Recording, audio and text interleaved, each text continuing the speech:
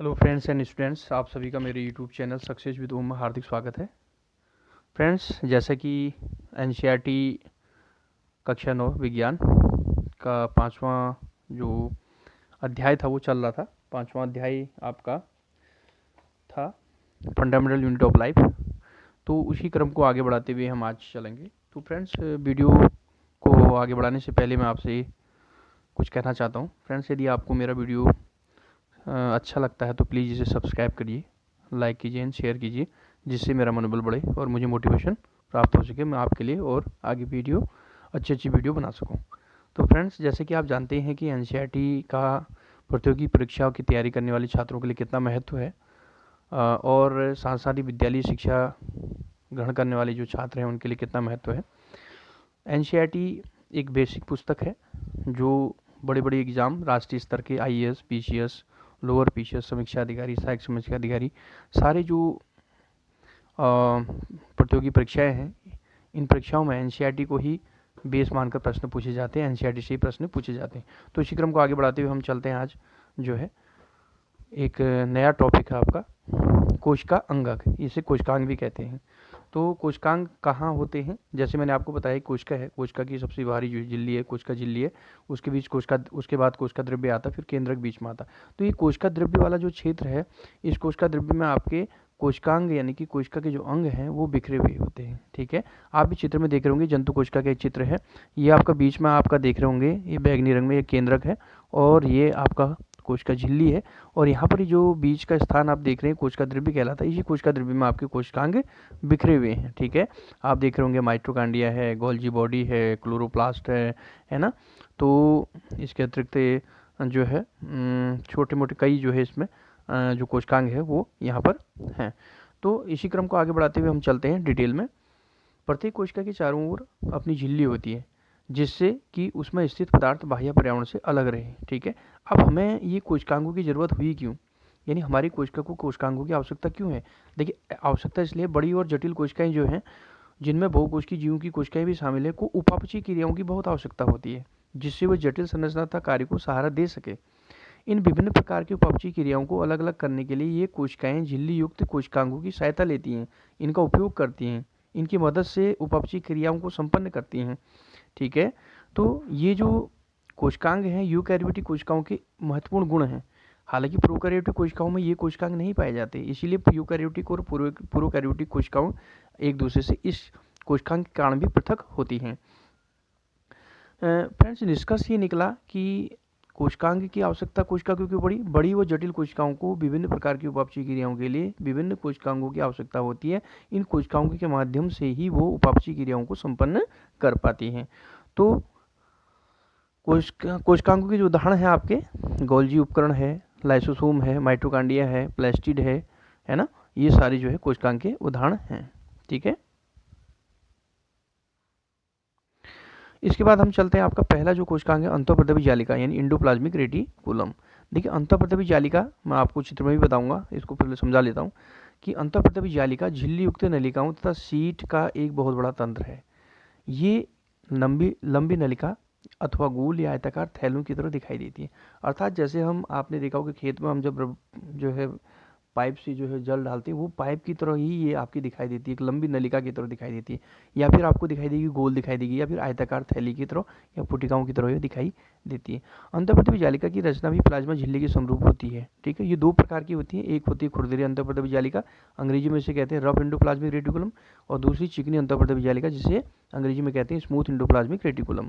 ठीक है, तो जो रफ एंडोप्लाज्मिक रेटिकुलम है, सूक्ष्मदर्शी से अगर हम देखेंगे तो खुरदरी दिखाई देती। क्यों दिखाई देती? क्योंकि इसमें राइबोसोम लगे रहते हैं, राइबोसोम्स लगे रहते हैं। तो राइबोसोम पर प्रोटीन संश्लेषण का कार्य होता है, राइबोसोम पर प्रोटीन संश्लेषण का कार्य होता है।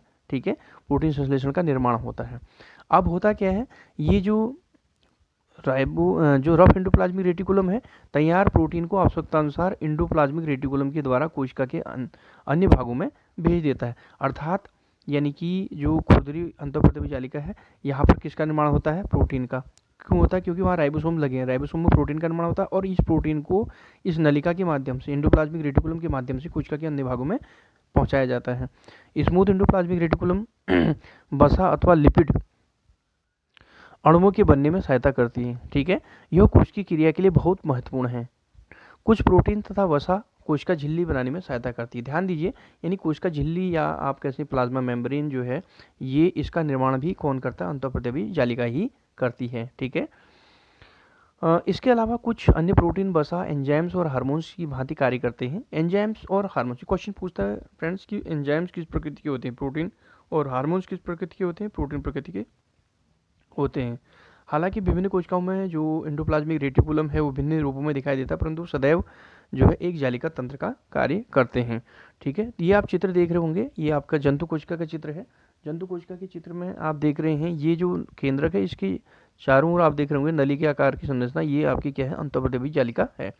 इस प्रकार अंतःप्रतिबी जालिका का एक कार्य और है, कोशिका द्रव्य के विभिन्न क्षेत्रों के मध्य अथवा कोशिका द्रव्य के विभिन्न क्षेत्रों तथा केंद्र के मध्य पदार्थों, मुख्यतः प्रोटीन के परिवहन के लिए नलिका के रूप में कार्य करता है। ये मैंने आपको पहले बता दिया। उसके बाद है एंडोप्लाज्मिक रेटिकुलम कोशिका की कुछ जैव रासायनिक क्रियाओं के लिए कोशिका द्रव्य ढांचे का कार्य भी करती है। ठीक है, एक वर्ग के जंतु जिन्हें कशेरुकी भी कहते हैं कि यकृत की कोशिकाओं में, ध्यान दीजिए, यकृत की कोशिकाएं जो लीवर है की कोशिकाओं में जो स्मूथ एंडोप्लाज्मिक रेटिकुलम है, जो चिकनी अंतःप्रतिबी जालिका, वो विष तथा दवा को निराविषीकरण करने में भी अपनी महत्वपूर्ण भूमिका निभाती है। ठीक है, तो एंडोप्लाज्मिक रेटिकुलम या अंतःप्रतिबी जालिका को अगर हम सिंपल भाषा में समझें तो यानी कि जैसे नल से हम पाइप द्वारा खेत में जल पहुंचाते हैं, उसी तरह जो है ये भी नल की तरह, पाइप की तरह कार्य करता है। पाइप में जो द्रव जल होता है, जल आपके खेत तक पहुंचता है, तो यहाँ पर प्रोटीन को जो है ये जो है एक स्थान से दूसरे स्थान तक पहुंचाती है। प्रोटीन का निर्माण कहाँ हो रहा है? इसमें जो राइबोसोम जड़े हुए हैं, वो राइबोसोम में प्रोटीन का निर्माण हो रहा है, और प्रोटीन को ये नलिका के माध्यम से जो है यानी कि कोशिका के अंदर और कोशिका के बाहर पहुंचाता है। ठीक है फ्रेंड्स, तो चलते हैं हम अगले उपकरण में, गोल्जी उपकरण। देखिए गोल्जी उपकरण का मैंने आपको चित्र बनाया हुआ है, आप देख रहे होंगे। ये गोल्जी, कैमिलो गोल्जी एक वैज्ञानिक थे, उनके द्वारा गोल्जी उपकरण का वर्णन किया गया। गोल्जी उपकरण झिल्ली युक्त चपटी पुटिकाओं का एक तंत्र है जो एक दूसरे के ऊपर समांतर रूप से सजी हुई रहती हैं। आप देख रहे होंगे ये चपटी पुटिकाओं का एक तंत्र है, इस एक दूसरे के ऊपर देखिए समांतर रूप से ये आपके सजी रहती हैं। आगे चलते हैं। इन झिल्लियों का संपर्क जो है एंडोप्लाज्मिक झिल्लियों से होता है, इसलिए जटिल कोशिकीय झिल्ली तंत्र के रूप में दूसरे तंत्र के दूसरे भाग को भी बनाती हैं। देखिए एक्चुअल में जो एंडोप्लाज्मिक रेटिकुलम है वो कहीं ना कहीं जो है आपका जो है गोल्जी बॉडी को बनाता है, कहीं ना कहीं इसका निर्माण करता है। अब हम आगे चलेंगे, देखेंगे गोल्जी बॉडी। यहाँ पर देखिए चित्र में आपका देख रहे हैं, ये चित्र में आपका क्या है? गोल्जी उपकरण है। ठीक है, अगला है एंडोप्लाज्मिक रेटिकुलम में संश्लेषित पदार्थ गोल्जी उपकरण में पैक किए जाते हैं। ध्यान दीजिए, जो आपके अंतःप्रतिबी जालिका में जो संश्लेषित पदार्थ हैं जो वहाँ बन रहे हैं, उनको गोल्जी उपकरण में जो पैक किया जाता है। ठीक है, जैसे पॉलीथीन में पैक होता है वैसी पैकिंग, ये पैकेजिंग का कार्य करते हैं। कौन?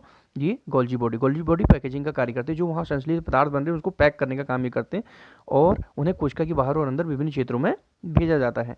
जो पदार्थ आपके अंतःप्रतिबी जालिका में बन रहे हैं, उन पदार्थों को हालांकि अंतःप्रतिबी जालिका नलिका के रूप में कोशिका के बाहर और अंदर पहुंचा रही है, फिर भी जो बचे हुए पदार्थ कुछ अन्य पदार्थ है उनको भेजने का कार्य किसका? गोल्जी बॉडी का। वो उसको पैकेजिंग कर रहा है, पैक कर रहा है, पैक करने के बाद वो एक स्थान से दूसरे स्थान तक भेज रहा है।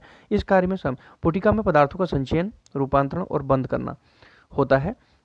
कुछ परिस्थिति में गोल्जी उपकरण में सामान्य शक्कर से जटिल शक्कर बनती है। देखिए गोल्जी उपकरण का एक और कार्य है, वो सामान्य शक्कर को जटिल शक्कर में परिवर्तित करती है।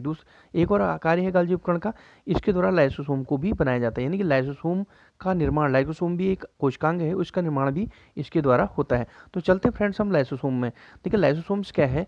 संरचनात्मक दृष्टि से लाइसोसोम में झिल्ली से घिरी हुई संरचना जिसमें पाचक एंजाइम, लाइसोसोम की एक सबसे महत्वपूर्ण विशेषता यह है कि इसमें पाचक एंजाइम्स पाए जाते हैं।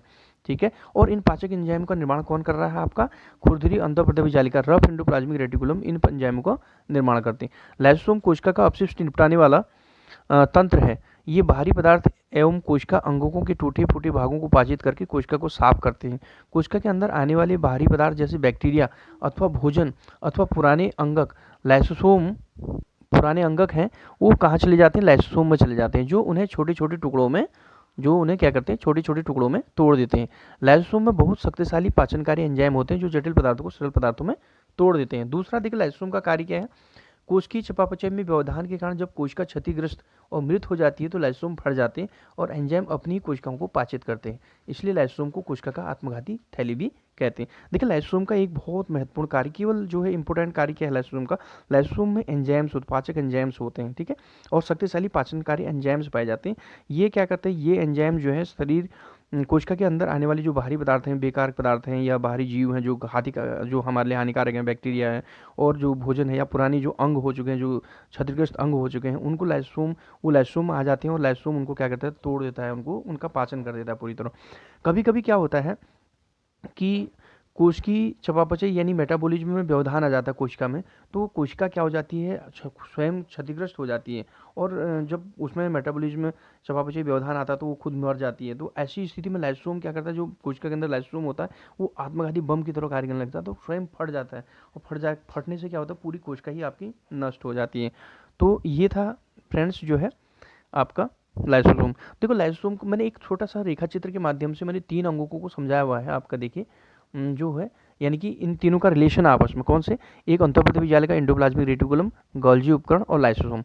देखिए एंडोप्लाज्मिक रेटिकुलम यानी कि अंतःप्रतिपी जालिका कोशिका झिल्ली का निर्माण करता है। देखिए पहला कार्य किसका, कोशिका झिल्ली का निर्माण, और इसके टूटने से क्या बनते हैं, गोल्जी उपकरण का निर्माण होता है। और गोल्जी उपकरण का निर्माण, गोल्जी उपकरण जो है लाइसोसोम का निर्माण करता है। ठीक है, गोल्जी उपकरण किसका निर्माण करता है, लाइसोसोम। और लाइसोसोम में जो एंजाइम्स के निर्माण होते हैं, जो पाचक एंजाइम्स हैं उनका निर्माण, एंजाइम हालांकि प्रोटीन प्रकृति की होती है, पाचक जो एंजाइम का निर्माण कौन कर रहा है, एंडोप्लाज्मिक रेटिकुलम में भी कौन, रफ एंडोप्लाज्मिक रेटिकुलम यानी कि खुरदरी अंतःप्रतिपी जालिका एंजाइमों का निर्माण करता है। तो कहीं ना कहीं आप देख रहे हैं जो एंडोप्लाज्मिक रेटिकुलम कितना महत्वपूर्ण है, जिसने गोल्जी उपकरण और लाइसोसोम के निर्माण में अपनी महत्वपूर्ण भूमिका निभाई है। इसके साथ साथ एंजाइमों के निर्माण में भी अपनी महत्वपूर्ण भूमिका निभाई है और साथ ही कोशिका झिल्ली का भी निर्माण ये कर रहा है। तो यानी कि एंडोप्लाज्मिक रेटिकुलम यानी अंतःप्रतिपी जालिका एक महत्वपूर्ण आपका कोशिकांग है जो विभिन्न कार्यों के लिए यानी कि उत्तरदायी है। ठीक है, तो फ्रेंड्स अगले वीडियो में हम चलेंगे आपका जो है माइटोकॉन्ड्रिया और प्लास्टिड और राजधानी में चलेंगे। तो फ्रेंड्स मिलते हैं अगले वीडियो में। Thank you.